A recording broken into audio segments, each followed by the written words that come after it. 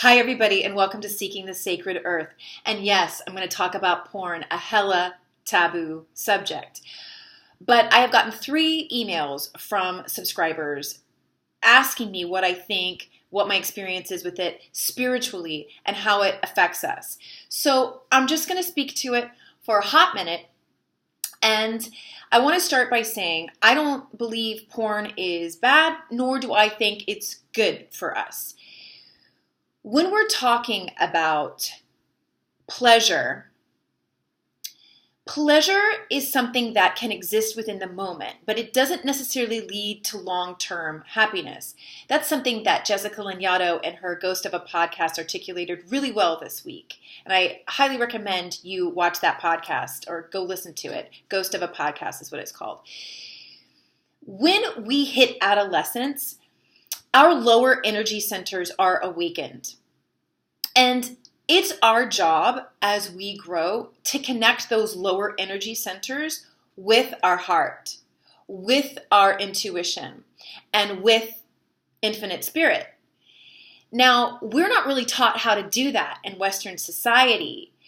This country was developed by Puritans, which sex was very much about procreation. And the problem with that is when we put anything in the shadow, when we call anything taboo, it's like putting fertilizer on it. It's like pouring gasoline on a fire.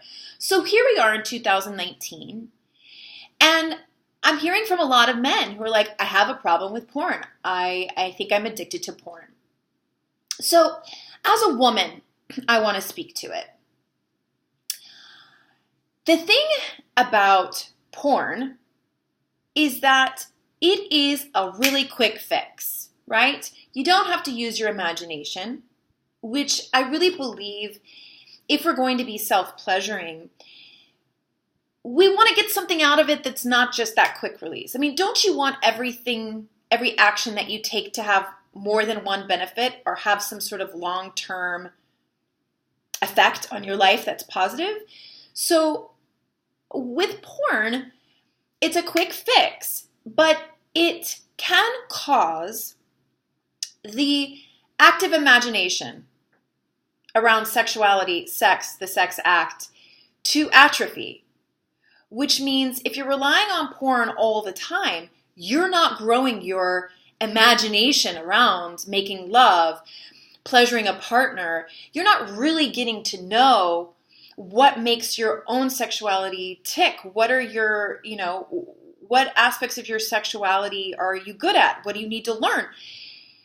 Sexuality is like any other part of our development. It can develop to our very end, to the end of time. Some people say the best sex you have is in your 60s and 70s because you just know yourself so well. So I know for me, my experience with it, because I'm a very sexual human being, claiming back my sexuality has been a large part of my healing. And what I discovered was, in general, with anything that involves pleasure or a quick fix of pleasure, I've learned to ask myself, how do I feel before? How do I feel during? And how do I feel after? And most of the time, after engaging in watching porn, there's I just don't feel good. So that's what I want to bring to the table. If there's anything you're using, drugs, food, porn, shopping, how does it make you feel before? How does it make you feel during? And how does it make you feel after? And it's really that after that we want to go for. Because if we're going to allow pleasure to increase our long-term happiness, it's got to sustain something in that moment after. Now, here's another thing. As a woman, I want a lover who really knows himself. I want a lover who, and sometimes porn can be educational, let's be honest.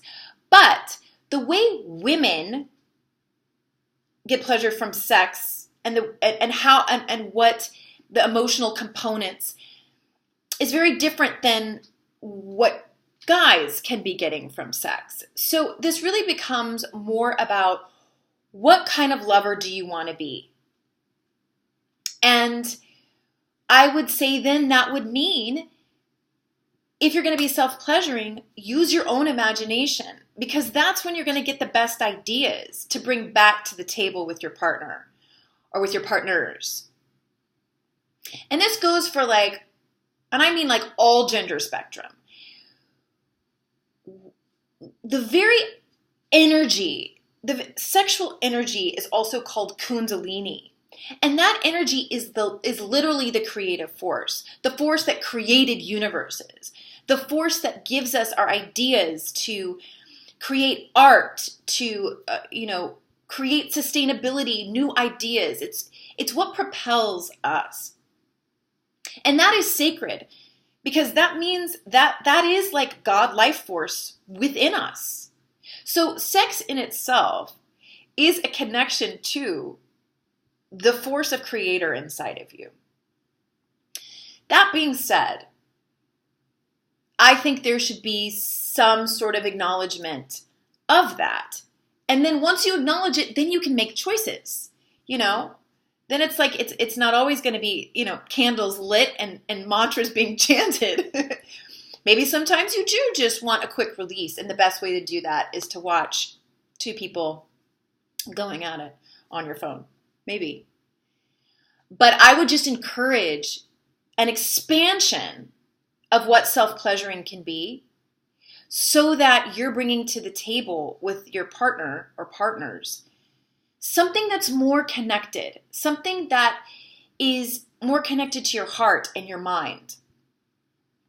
Because in general with guys, it can very much be just a physical act. Can you make it something more is the challenge. And when you do, what does that do for you in your relationships? What does that do for your self-confidence? Again, I go back to, with all things that could become addictive, what's the before moment, what's the middle moment, and what's that after moment?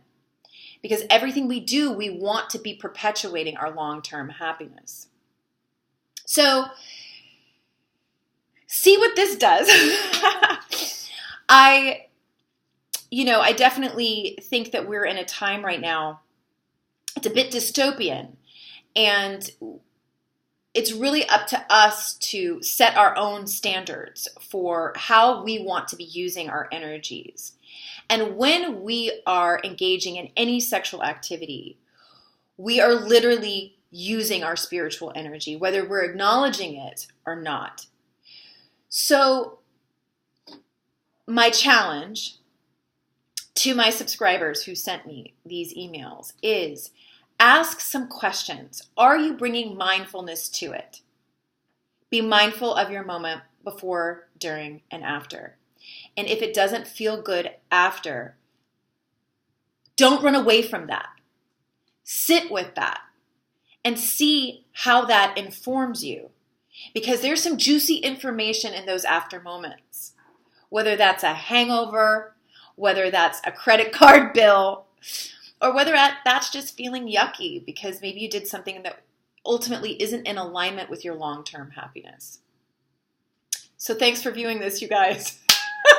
If I delete it right after I've posted it, forgive me. This is my first video on, sexuality. And believe me, there will be more. Baby steps, baby steps, baby steps. And just a reminder, please go to the website, SeekingTheSacredEarth.com, and look at the services tab. I am offering so many fun, juicy things and healings and readings and, just time with me that I hope I can share some of what I've learned and some fun too. And also, if you like this video and you're watching it on YouTube, please like it, please subscribe. And if you go to the website, please subscribe to the blog and the newsletter because those are going to start ramping up this summer. Thanks so much, you guys. I hope you enjoyed this hella taboo subject. Bye.